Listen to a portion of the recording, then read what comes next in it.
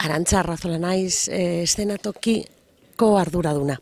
Eszenatoki asokako gunea da arte eszenikoei eskainitakoa. Antzerkia eta dantza. Aurten lehenengoko aldiz egingo dugu pieza laburren jaialdi bat. Hau da, egunien zehar, antzerki pieza txikitxoak egongo diez, bai zapatuan eta bai domekan. Zapatuan 7 talde egongo diez, goizeko 12 hasiko gara, eta azkenekoa gaueko 9:30. Talde bakoitzak ingo ditu 3-4 emanaldi.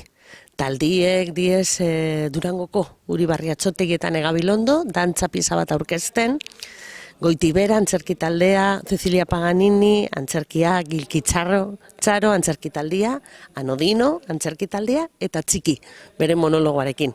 Honez 7 taldiak zapatuen egongo diez egunien zehar emanaldi desberdinak ematen. Eta domekan 3 taldeak ingo ditugu.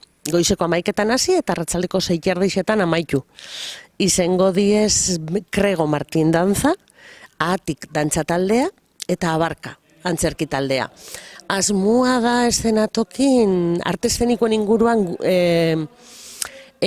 giroa sortzia, ez? Eta tabernatxo bat ipini dugu, eta maitxo batzuk, eta bueno,